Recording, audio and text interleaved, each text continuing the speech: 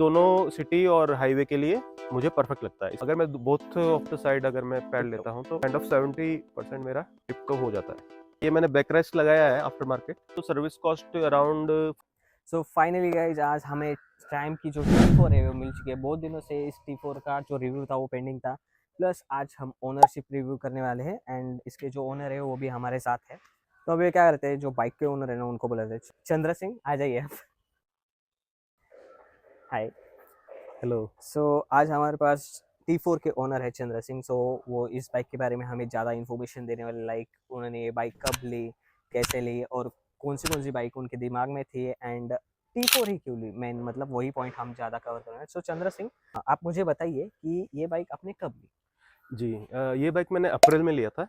तो जब ये नया मॉडल लॉन्च हुआ था उसके बाद मैंने थोड़ा सा इसके बारे में पता किया, रिसर्च किया, देन ये बाइक बुक किया। और T4 के पहले आपने कोई बाइक देखी थी, मतलब जी ऐसा कंपेयर किया था किसी के साथ। जी बिल्कुल। T4 के साथ मैंने स्पीड 400 कंपेयर किया था। उसके बाद अदर ब्रांड्स में जाएं तो CB 350 और रॉयल एनफील्ड का मिटियोर 350 और हंटर। लेकिन फाइनली मैंने फिर T4 बुक किया और T4 आज मेरे साथ है। मे आई नो रीज़न वाई। हाँ हाँ, श्योर श्योर।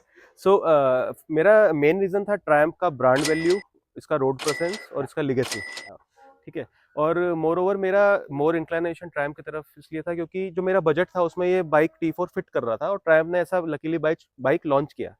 तो मेरा पूरा रुझान जो बोल सकते हैं वो इसकी तरफ गया। फिर फाइनली मैंने दूसरी बाइक या हंटर या ऐसी बाइक ना लेते हुए ट्रायम्फ T4 स्पीड T4 लिया। तो अभी बात कर लेते हैं इस बाइक के परफॉर्मेंस के बारे में। जी बिल्कुल। अभी जैसे आपने मुझे बताया कि लाइक स्पीड 400 भी आप देख रहे थे एंड T4 भी देख रहे थे, हंटर भी। तीनों में से सबसे ज़्यादा अच्छा परफॉर्मेंस किसका लगा एंड इसका भी परफॉर्मेंस के बारे में आप थोड़ी सी मुझे जी इन्फॉर्मेशन दे दीजिए। जी हाँ श्योर। तो परफॉर्मेंस तो नो डाउट आप बोलेंगे तो स्पीड 400 का परफॉर्मेंस अच्छा है क्योंकि वो थोड़ा एग्रेसिव बाइक है और सिटी बाइक है, जो मतलब उसका टॉर्क बहुत ज़्यादा है। T4 का परफॉर्मेंस उससे थोड़ा कम बोलूँगा। हंटर उतना अच्छा नहीं लगा मुझे। T4 चूंकि मेरे पास है तो बाइक का परफॉर्मेंस अच्छा ही है और ये दोनों सिटी और हाईवे के लिए मुझे परफेक्ट लगता है, इसीलिए मैंने ये बाइक लिया।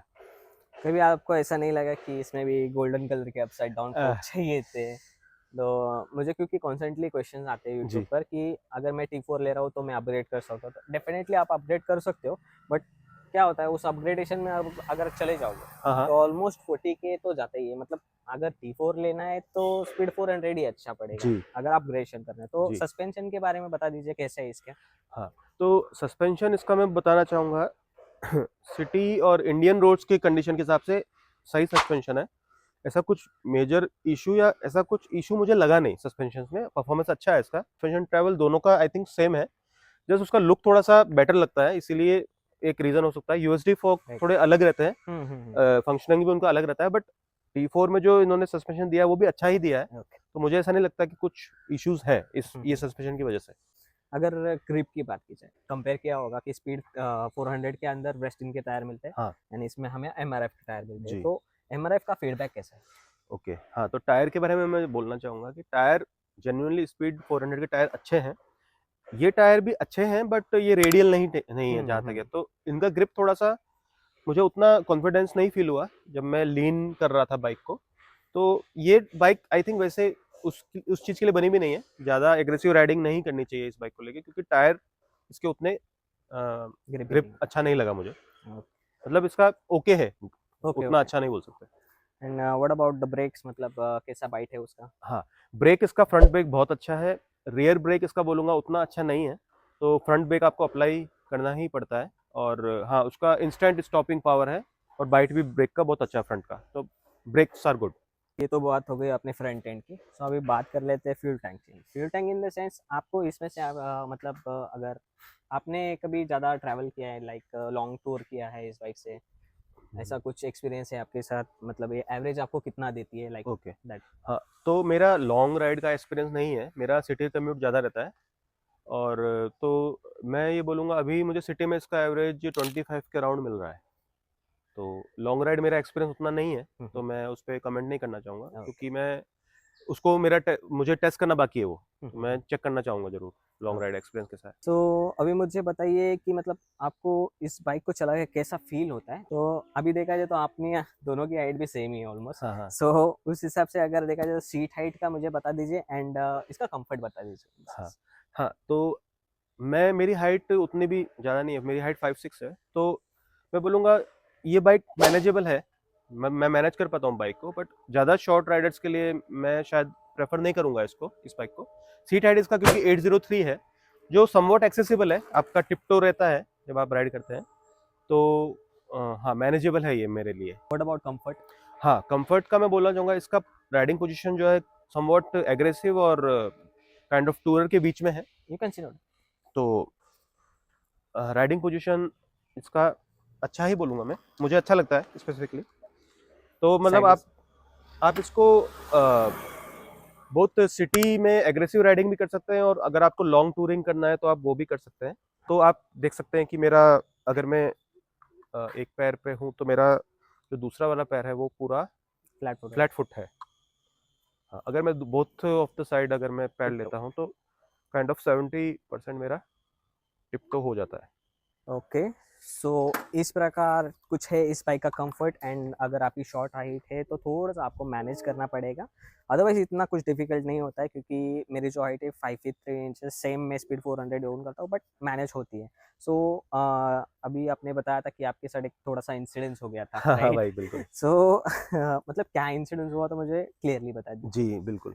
हाँ, तो इसका मेरे साथ, मैंने ये बाइक ले आई था, मुझे करीब 15 डेज हुआ था, तो मैं चाह रहा था कि एग्रेसिव कॉर्नरिंग कर लूँ यू टर्न लेते वक्त, लेकिन बाइक जब मैंने लीन किया तो जो, जैसे कि मैंने बताया कि हाइट थोड़ा सा मेरा कम है बाइक के हिसाब से, तो मेरा बाइक जब लीन हुआ तो मैं काइंड ऑफ, जब बाइक लीन होने लगा तो मैं उसे संभाल नहीं पाया और बाइक गिर गया। तो मेरा बाइक को थोड़ा फ्रंट जो लीवर है, ब्रेक लीवर, वो डैमेज हो गया था, और हैंडल बार भी थोड़ा सा डैमेज हुआ था। तो वो थोड़ा सा मुझे इशू हुआ था, तो वहाँ पे मेरा कॉन्फिडेंस थोड़ा बाइक को लेकर लूज हुआ। तो आप कॉर्नरिंग या एग्रेसिव आपको अगर टर्न्स ले रहे हैं बाइक को सडनली स्टॉप करके, तो थोड़ा सा आपको मैनेज करना पड़ेगा उस सिनेरियो में। तो वो इशू मेरे साथ हुआ और बाइक गिर गया था। कि तो क्या होता है जब बाइक का वेट ज़्यादा होता है and we do you know aggressive turns like अगर कोई कॉर्नर है और हम ज़्यादा लीन कर देते हैं जी तो थोड़ा सा कॉन्फिडेंस लो हो जाता है बिकॉज ऑफ टायर्स हाँ एंड प्लस कैसा है अपना हाइट भी छोटा है जी तो हमारा पैर जल्दी से नीचे नहीं चला जाता है, बिल्कुल। राइट? सो वेट पूरा कंट्रोल नहीं होता है इसलिए हमें बाइक छोड़नी पड़ती है। हाँ, तो वही केस मेरे साथ भी हुआ था भाई। राइट। तो सेम जो तो जो आपने फर्स्ट एक्सप्लेन डे किया, आपने आपके साथ हुआ था वही चीज़ मेरे साथ भी हुई है। शॉर्ट हाइट हाँ, राइडर्स का वो जो एक प्रॉब्लम है। यस, यू टर्न पे बहुत दिक्कत होती है। हाँ ज़रा सा सीधा रख के ही बाइक घुमाना राइट। पड़ता है।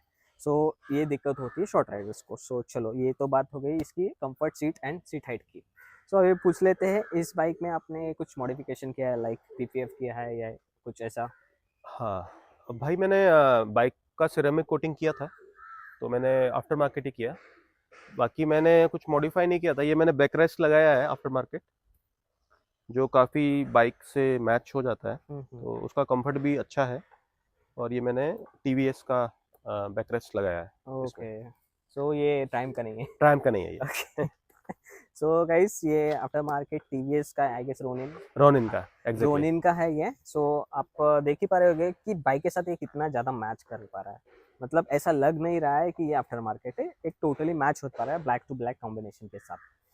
ओके, सो बेसिक बेसिक चीज़ें जान ली हमने। सो अभी हम बात कर लेते हैं आपकी सर्विसिंग के बारे में। जी सो अभी बाइक को लेके तो अप्रैल में ही आपने बाइक ली है तो मे बी फर्स्ट सर्विसिंग आपकी कंप्लीट हाँ हो चुकी होगी। जी। सो फर्स्ट सर्विस में आपको कॉस्ट कितना गिरा एंड आपका जो सर्विस एक्सपीरियंस है वो बता दीजिए। जी मेरा, मुझे स्पेसिफिकली बोलूँ तो सर्विस कॉस्ट अराउंड 4000 का गया था। उसका एक रीज़न है, क्योंकि मैंने, जैसे मैंने बताया कि ब्रेक लीवर डैमेज हो गया था, और ब्रेक पैड भी मैंने फ्रंट वाला रिप्लेस किया, तो इस वजह से सर्विस कॉस्ट मुझे 4000 का अप्रॉक्स पड़ा।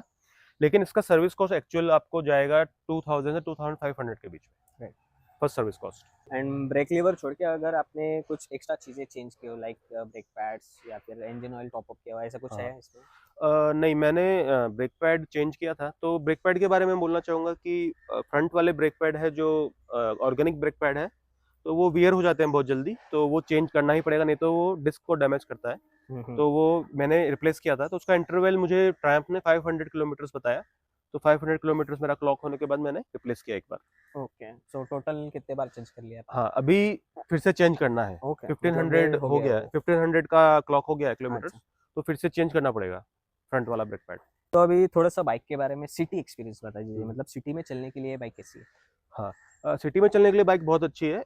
ट्रैफिक के थ्रू आपको कभी भी फील नहीं होगा कि आप कहीं लैग बिहाइंड कर रहे हैं, आप बहुत स्मूथली ग्लाइड होते हुए आप निकल जाएंगे ट्रैफिक से। इसका लो एंड टॉर्क बहुत अच्छा है, थर्ड गियर में भी है, बाइक आपको पिकअप देने में सक्षम है, मतलब पिकअप मिल जाएगा आपको। तो ओवरऑल अच्छा है, सिटी में आपको कभी फटीग नहीं फील होगा। इसका क्लच बहुत अच्छा है।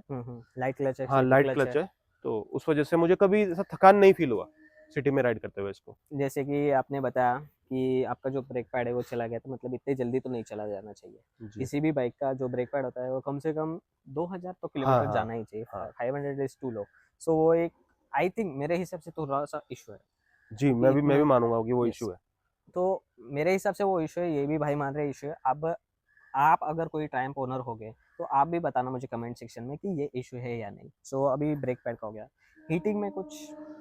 हाँ, तो हीटिंग में स्पेसिफिकली आप जब बाइक का फर्स्ट सर्विस होता है तो थोड़ा सा आपको हीट इशू थोड़े से कम होते हैं, बट वो फील होता है, हीटिंग इशू इसमें है। और ट्रायम्फ को जब आप ये बताएंगे तो दे विल से कि इट्स 400 नॉर्मल, सीसी का इंजन है तो हीट होना नॉर्मल है। जायज़ है, हाँ। तो वो बात कहीं ना कहीं ठीक भी है, लेकिन हीटिंग इश्यूज में है, बाइक में हीटिंग इशू होते हैं। या मतलब ज़्यादा ट्रैफिक में रुक गए जी, तो लाइक बहुत ही ज़्यादा ट्रैफिक हो तो बहुत ज़्यादा हीट बहुत होता है, ज़्यादा क्योंकि हीट भी मैं भी होता एक्सपीरियंस कर है। जी, चुका हूँ। लेकिन वो बहुत जल्दी मैनेज भी हो जाता है, मैनेज होता मतलब। है, राइट, उसका जो कूलिंग है वो हाँ, अच्छा है। कूलिंग इसका इफेक्टिव है, yes yes liquid yes. Cool है तो हो जाता है। ग्राउंड क्लियरेंस की अगर बात कर ली हमने, तो आपका कोई इंसिडेंस है, कहीं लगी बाइक, ऐसा कुछ नहीं ना? नहीं नहीं।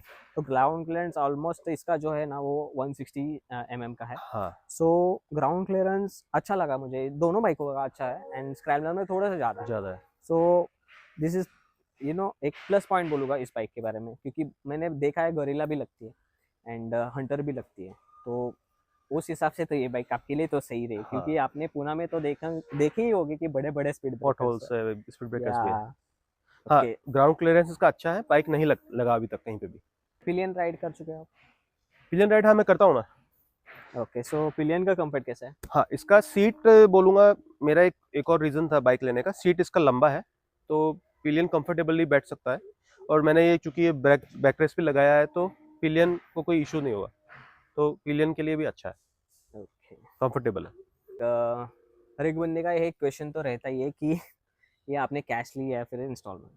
ओके। सो आपने कैश लिया या फिर ईएमआई भी? हाँ, तो मैंने ये दोनों मोड में लिया है। मैंने थोड़ा डाउन पेमेंट पे किया और उसके बाद मैंने फाइनेंस किया bike. Okay, so how much do you down payment? Okay, so मैंने इसका 1 लाख के करीब करीब इसका डाउन पेमेंट किया है, क्योंकि मैं बाइक प्लान कर रहा था, बजट उसके लिए मैं अकॉर्डिंगली प्लान कर रहा था। पर स्टिल मैंने ये बाइक लिया और मैंने 1 लाख का डाउन पेमेंट किया, बाकी का मैंने फाइनेंस किया। Okay, sure. और कितना महीने का आपका टेन्योर है? हाँ, मेरा 2 इयर्स का मैंने टेन्योर लिया है, ज़्यादा लंबा टेन्योर नहीं लिया है। हाँ, तो ओके। ये मेरा प्लान, फाइनेंस प्लान किया मैंने इस हिसाब से। तो यही था कुछ अपना ओनरशिप रिव्यू ट्रायम्फ T4 के बारे में। So thank you Chandra Singh for having us, and बहुत ही अच्छी बाइक है, सुंदर बाइक है, बहुत ही मेंटेन करके रखी है आपने थैंक यू भाई। ना। रेनी सीजन भी बहुत अच्छा मेंटेन किया। सो आज के वीडियो में बस इतना ही था गाइस। आई होप आपको ये वीडियो अच्छा लगा होगा। अगर ये वीडियो आपको अच्छा लगा हो तो लाइक कीजिए, शेयर कीजिए, सब्सक्राइब कीजिए मेरे चैनल को माँ मोटो मैथ्स। मिलते हैं अगली वीडियो में, बाय गाइस।